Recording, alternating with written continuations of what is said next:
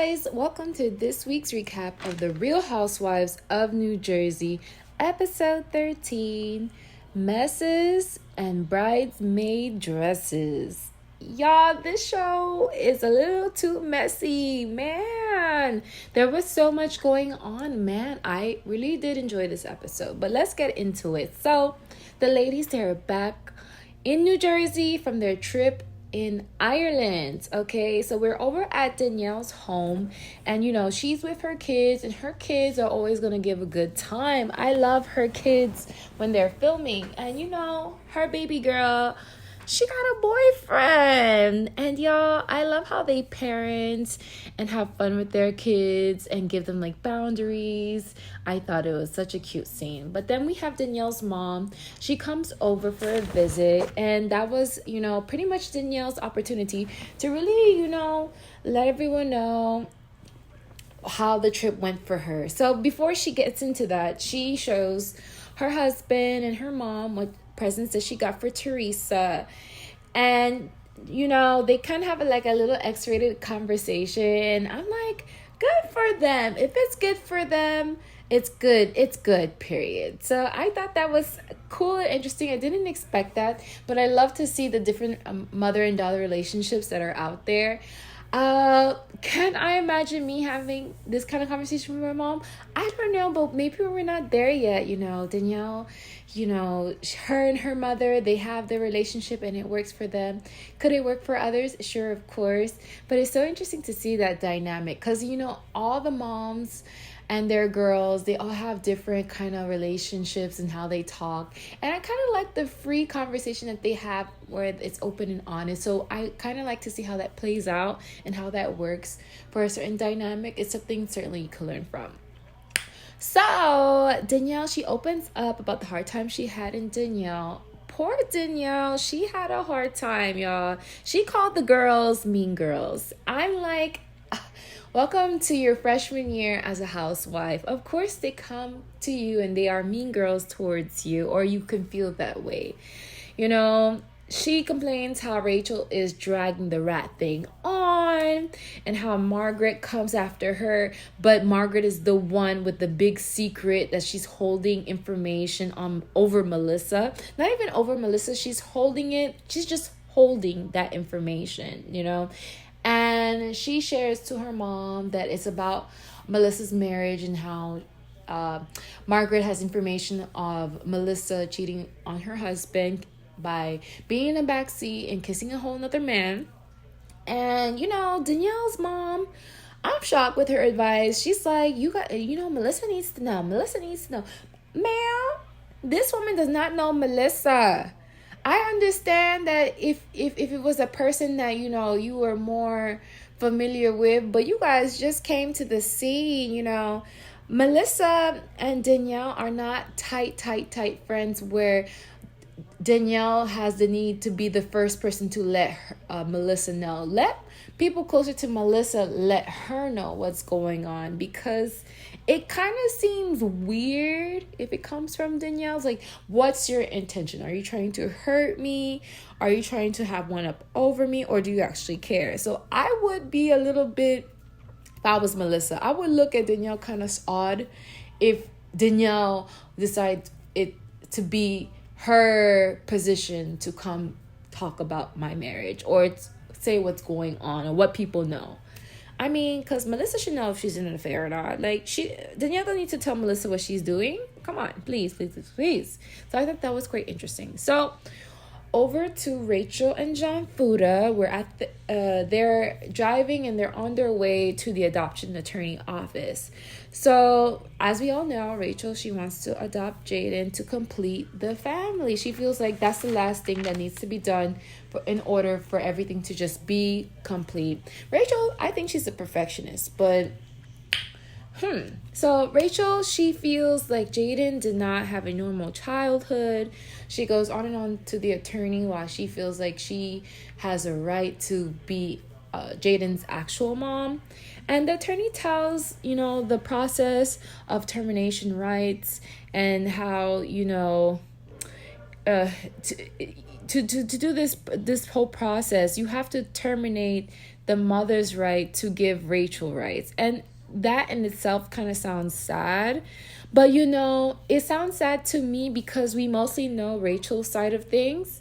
We do hear a little bit about Jaden's mom, but I don't know. It's just I don't like the only hearing the one side of things, because everyone gives their perspective on a situation. It could be that, I don't want to even give excuse to it. It could be that Jaden's mom was not at the right place. And I do think that, they could have, I don't know if they could or if they would have been able, this is all speculation, that maybe if they went and talked to the mother first to say, hey, Rachel wants to adopt Jaden, what are your thoughts? Or if they have any idea of her thoughts. Obviously, as a mom, I would think it would be hard to give up rights over to your kids, but I don't think it should be, stripped from you like that, even though you may not be the best parent. No one's a perfect parent, but that's such a tough call to make. But it's so interesting to see Rachel in this journey because, as I mentioned before in previous episodes, we have seen other franchises where the partner is not really jumping towards adopting the other person's kid. And so it's so interesting to see so much passion coming from Rachel and how she's so adamant of having this done. That is a good, thing that comes to light to be shown on this platform. But, she's a woman, and all the other guys, I can remember Drew Sidora from Housewives of Atlanta. She had to kind of convince her partner Ralph to even consider having to adopt her kid. I remember with Eva Marcel, her asking her husband, he was more comfortable in doing so and much more willing to step forward for her daughter. And that adoption process went quite smooth. Aside from the fact that, Eva's previous partner was very adamant and made the process very difficult where she didn't even think it would go through. So seeing Rachel in this process, right now it seems easy, especially when the attorney says that, all they need to do is to serve the mom, and if nothing gets back or they don't hear anything back within 45 days, that the attorney is actually quite confident in moving forward. I don't know. Whatever is right for the kid will happen, and I hope it will happen, okay?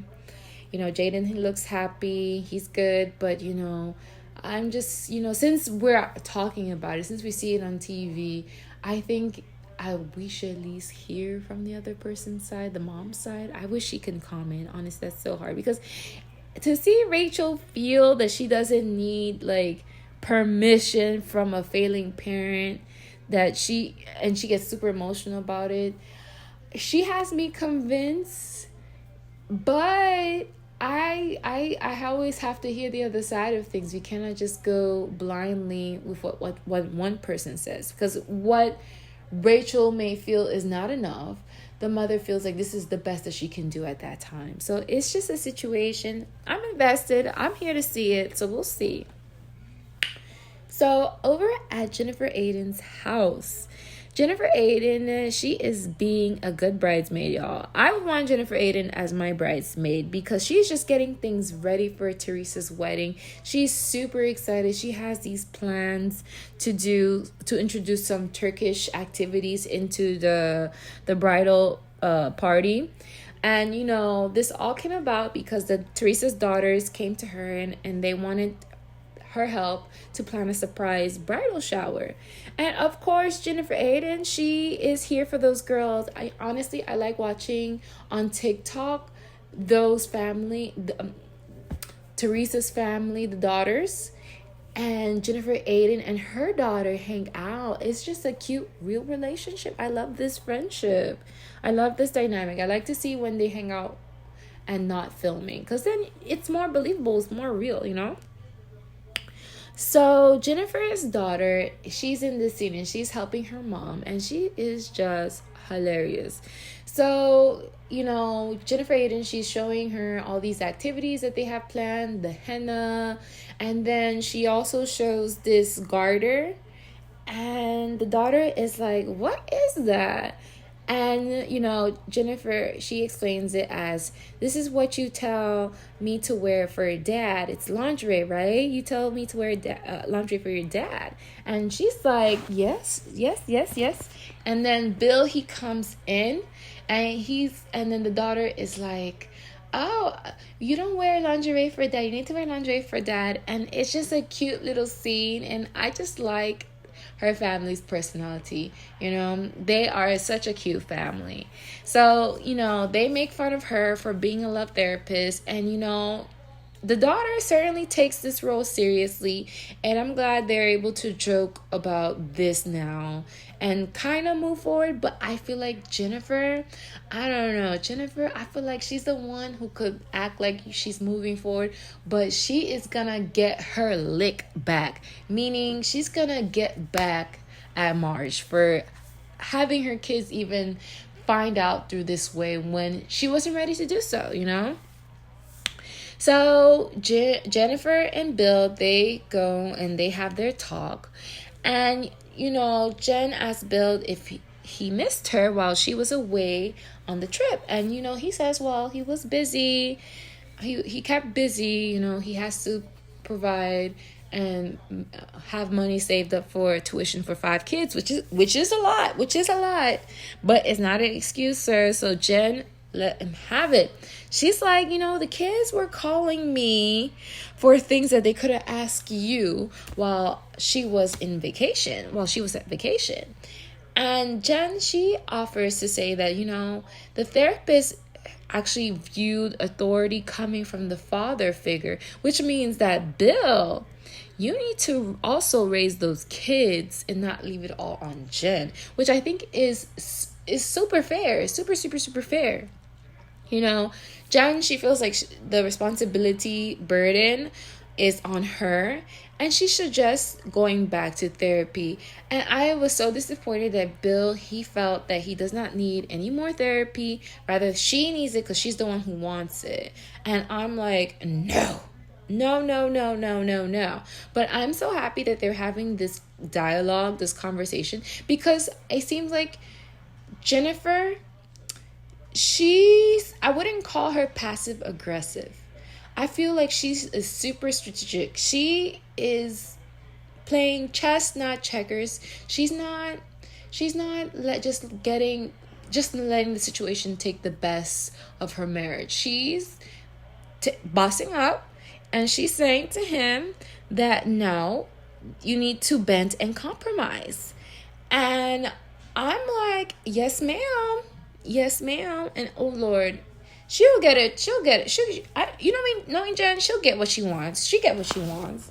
So I'm not worried for her. But Bill needs to get on the same page. It's not about you providing money and that's it. You have to actually take care and raise your kids. And I feel like what she's asking is super, super fair. And I hope him watching over this season, he can see how his behavior and how he responds to simple requests of what Jen is asking. She's asking her husband to be a father to her kids, to be a husband to her. So now we get to see Teresa and the girls, and they are trying on bridesmaid dresses. And guys, Teresa is a proud mom. These girls, they just look so beautiful, all grown up in their own individual dresses, of course, coordinating in colors. So Gia, she FaceTimed Joe, her dad, and Joe is so happy to see his girls look so beautiful and so grown up, and I'm sure he wants to be there with his girls. Teresa, she brings up that she's praying for him to come back into the country, and Joe wishes Teresa nothing but happiness because he feels like for her to say that, she's at a happy place, and he's only supportive of her being in a happy place. And, thinking about Joe being in another country, he is living in the Bahamas, y'all. I don't know if I would want to come back, but, I know he would want to come back for the girls and Teresa. Like, he would pop in every now and then, but I feel like he will call Bahamas his home because living in Bahamas, that's vacation, honey. That's vacation. But I wish nothing for the best for this family, of course. So Margaret and her mom, Marge Senior, they are out for lunch with Lexi and her mother. And I thought, this was such an interesting scene to watch. I felt like we were watching preparation, the founding setup, the founding stepping stones, or the setup of a new housewife being drafted by Marge. Marge is making her move because, I wonder who brought on Marge into this franchise. I have to really think back on that. But it seems like that Marge wants to bring in Lexi as a full-time housewife. So in this lunch, we kind of hear more about Lexi, and Marge is being a support for Lexi. Lexi is staying over at Marge and Joe to pretty much get her footing. Marge wants her to have the opportunity to stay in her home and, get her footing and save up money to buy a home. And Lexi feels nothing but grateful for this because this support is so meaningful to her, because she feels like she would have stayed in a failing marriage if she didn't have Marge and Joe as support. And Marge, she feels like she's returning the favor for when Lexi was there for Marge in her situation when she was going through her separation. So y'all, Lexi was talking and I was like, this smells like a new housewife. But I don't know. Would you guys be interested in Lexi as a new housewife? I don't know. I feel like I need more scenes of her being in to see how she gets along in the whole situation of it all. But, it's interesting. But it's quite odd that, the family, Lexi and her mom, and Marge and her mom are gossiping about Teresa. And I'm like, guys, please, let's not use Teresa as a storyline for you to come into the show. Don't do that. Because they're talking about Teresa and their situation. And, I feel like there's a sense of jealousy from Marge. Because remember, there was a sense of jealousy from Marge towards Dolores when we found out that Dolores gets paid more, allegedly, than... Oh, she probably does. Dolores probably makes more. That, Dolores makes more money than Marge. And Marge feels like she brings the plot. She feels like she brings the drama. So she doesn't understand because Dolores doesn't bring the drama. I feel like Dolores, she gives us a good amount of happy moments, sad moments, and moments where I'm like, yeah, Dolores, get her. So it's just interesting, this dynamic, because, Marge, she feels like, her group, her people are actual family, not fake family like Teresa and Melissa are, okay? Speaking of Melissa, over at Melissa, her daughter, Antonia, she is on the honor roll, and Melissa is raising up her daughter. She's saying how amazing that is. We actually also learned that Antonia, she's applying to 8 colleges which are away from New Jersey. Of course, she's growing up, so Melissa, you're gonna be an empty... Well, she's not gonna be an empty nest. She has the 2 other boys, and Melissa and Joe, they are just proud parents. So they are happy for Antonia, and then all of a sudden we hear a honking noise from outside. And y'all, it's Antonia's car. She got a Porsche, baby. She got a Porsche for her 17th birthday, and baby girl just cries. And she doesn't do not just any cry.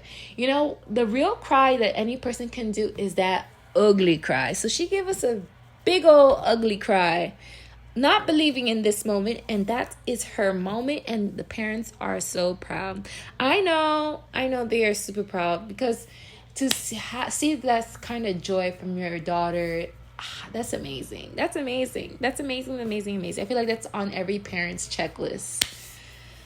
So Melissa, she goes over and talks to Joe, and y'all... You guys, Melissa tells Joe about Ireland, and Melissa, she shares about the painting she made for Teresa, commemorating Teresa and the family and their beginnings.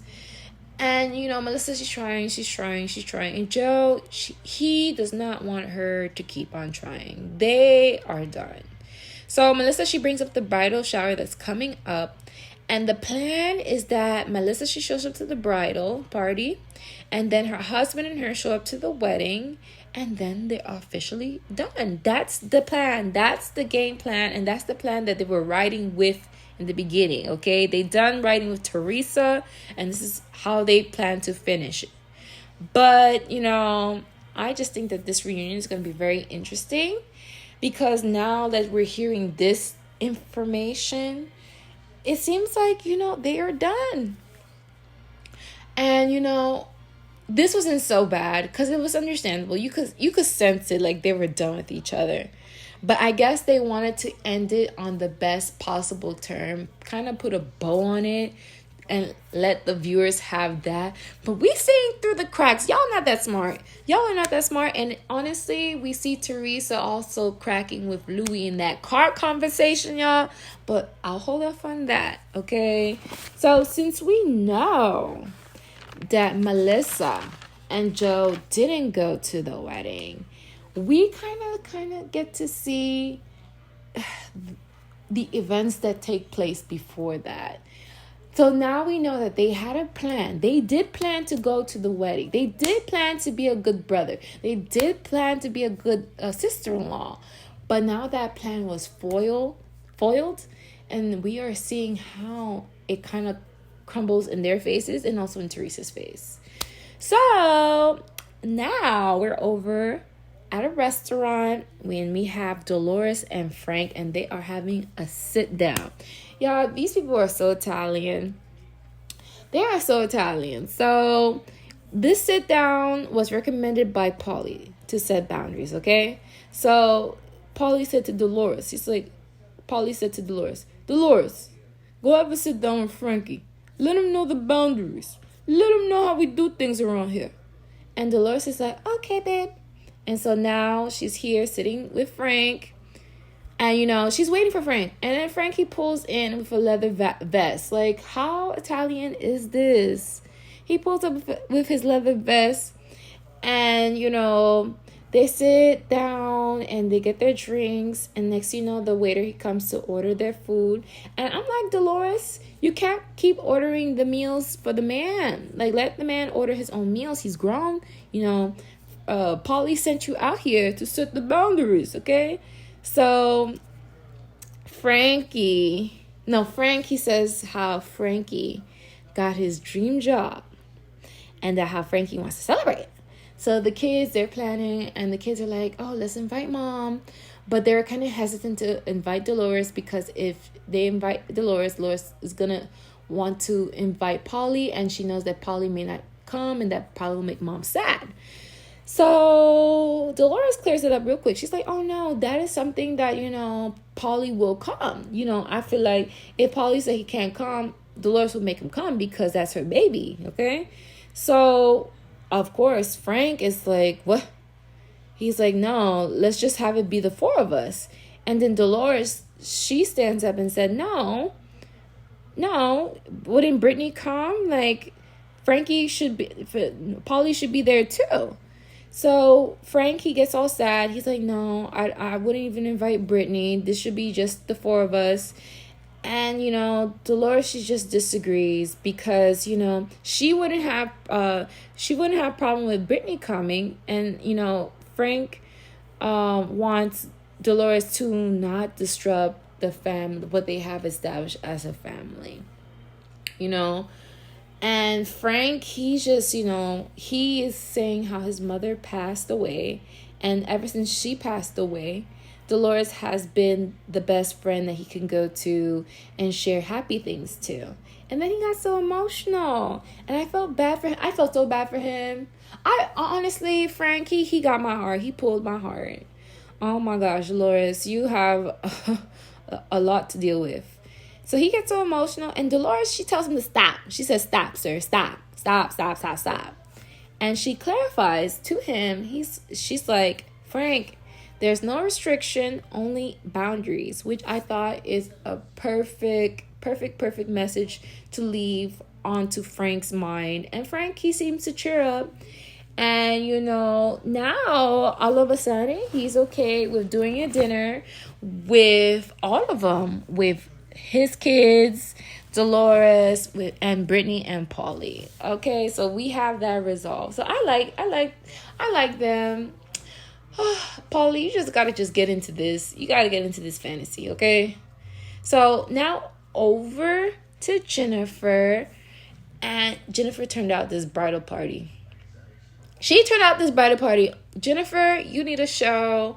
Oh, that could be what was that word? Endorsement. That could be Jennifer's endorsement. Jennifer's endorsement should be her in the bridal shower, bridal party, event planning situation, because this party was turned out, okay? She was the hostess with the mostest. So Jennifer is officially Teresa's chosen family. She has stepped up for her and the girls. Like I said before, filming and not filming, those families are together. They go on vacation and the kids are laughing, and the kids can't fake it. The kids, you can read it from the kids' face. They like each other.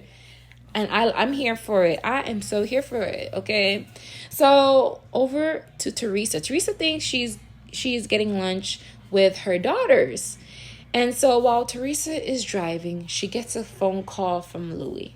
Louis is saying, oh, remember, I'm planning the nice dinner, including everybody in a text. Who should I invite? I'm going to invite Dolores, Marsh, Jennifer, Jackie, everybody, excluding Melissa and Joe.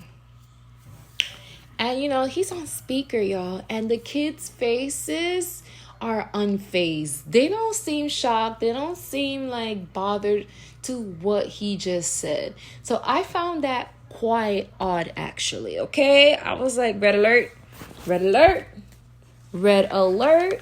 And Teresa, she takes him off mute, and she says that we're filming, and he's like, he catches himself.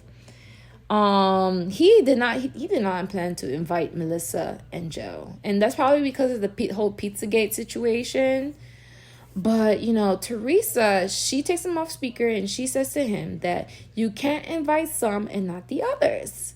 And when she said that, and he said, okay, and they hang up, she tells the girls that Melissa and Joe are coming to the dinner. And the girls are like, why? I was like, huh? Are they accepting? Are they done too? I think they're done too. I think those kids are done. And the young kids, they don't hide from their emotions at all. They don't hide from it at all. So I was like, wow. I wonder, what was it like? They should have on Watch What Happens Live Melissa for her to react to that scene, okay? That scene.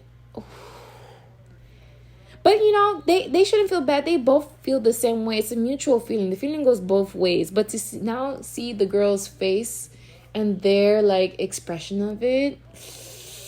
Yikes. So, of course, after this scene, we get to see Melissa come into the bridal party. And I'm like, this is so awkward. Knowing what I know, and Melissa doesn't even know. She doesn't even know, but, she feels the sense of not being wanted. So, of course, Melissa, she comes in, she walks into the bridal party, and the new sister-in-law of Teresa, Louis' sister, she, embraces Melissa. And, she's there to tell Melissa everything that's going on. And she just got into the situation. She knows more than Melissa knows. So, of course, Rachel is there by Melissa's side. And Rachel asked the sister-in-law if she's officiating. I said, girl, why are you asking? If you already know, just say that. You don't need to make a statement like, girl. And, when she said that, the sister-in-law said, yeah. And Melissa is surprised. I'm like, did Melissa tell Rachel to ask that? Did she want to hear from the sister-in-law's mouth what it was? I'm like, Rachel is shady. We got to keep your eyes on Rachel. Rachel may be a rat. Rachel may be a rat, or maybe she's a bird, because she be singing like a bird. So then, oh my God, this whole episode too. Then we get Gia. She comes in and she sees Melissa. And I feel like, I don't know if she knew that Mike picked that up, or this was like, this just rolled out her mouth. She kind of like sighed. She's like, oh, I see Melissa. I gotta say hi. She's my aunt. And I'm like, wow. They are all over Melissa. They're over her. Melissa, you shouldn't have come to this party, girl. They did not want you there. This is all fake. So all the girls that get together, Danielle, Rachel, Jen Fessler's at the party, y'all, Dolores, and they're all just being fake. They're pretending that stuff didn't go down at the end of Ireland trip with Danielle. And then Marge, she comes in and the ladies are just being more fake. And, you know, Melissa, she's feeling awkward. And I'm like, rightfully so. In this bridal party, I don't think you were really invited. It was like a fake invitation, but no one's gonna say you're not invited because no one wants to be perceived as mean. Everyone wants to be the good guy at the end of the story, okay? Everyone wants to be the good guy at the end of the story. So Danielle, she wants to talk to Melissa, but she knows that tonight is not the night because, you know, this situation's already awkward for Melissa, so Danielle doesn't want to beat the girl while she's already down, and she doesn't even know she's down. Okay, so Teresa is coming in 5 minutes, and the crowd gets ready, and everyone says surprise, and the cameraman is just capturing Melissa's expression, and it's just a sad situation to kind of watch. Very awkward too as a viewer, to tell you the truth. I was like, I couldn't take my eyes off the screen of what's going on. Like, I didn't know who to pay attention to, who to watch, to look out for who. And, you know, Teresa, she is happy. And the girls, they sit down to eat. And, you know, our good girl Dolores checks in on Danielle. Danielle, she says, moving on forward, she's just gonna play it smart. And by play it smart is that she knows how these girls act and what they do. So Rachel, she wants to move forward with Danielle. So she's looking at Danielle, but they're not talking. But in her confessional, Rachel, she's ready to move forward. She doesn't want to do all this drama. But Rachel, I don't know if I can trust you, girl. I have trust issues with you, Rachel. So Teresa, she gives a speech. And you know, Teresa is known for giving the best speeches. That's being sarcastic. And she is recognizing everybody and their friend and their cousin, except for her sister-in-law. And Melissa, ultimately, she feels unwanted. And, you know, it was interesting to see Teresa's trainer call out the pettiness to Melissa. Because she's like, everyone knows the drama between the Judices and the Gorgas. Everyone knows. So, of course, Teresa's trainer, she's not saying something that's out of shock. But Melissa, she's trying to, like, play it down. Because, you know, it's not the time. We're at a party for Teresa. This is supposed to be a happy moment. So she's not going to want to be the bad guy. And thankfully, Jennifer is like, back to the party, y'all. Back to the party. She had the girls mush the henna for good luck. They celebrate Teresa. And it's just focused on the party. So that was the end of this episode. And we got a quick preview of the next episode. And y'all, I feel like it's getting juicier and juicier. These episodes are getting better, okay? Because we learned that Jen Fester's mom is an identical twin. And we get to see that twin. I am so fascinated. And then we also get to hear that Polly has a ring for Dolores. And Frank, he flips out. I'm like, oh no, I need to see this. And then to top it off in the preview, we have Louis calling the Gorgas a snake pit. I'm like, pfft. And Teresa's looking at Louis like with a ghost face. She's like, I'm like, wow, this episode, y'all, it's should I be picky? I don't know. I honestly, I think I'm gonna give this episode a 10. I think this was their best episode. Y'all, this was their best episode. It's like everything is coming to a head. and everybody's being revealed. Everyone's cards are being revealed. So I'm eating this up. I am enjoying it. I hope you guys enjoyed this recap. If you do, don't forget, don't mind, just like, share, and subscribe. I appreciate every one of you, and I look forward to the next recap of the Real Housewives of New Jersey. And as always, share as much kindness as possible. Take care, guys. Bye.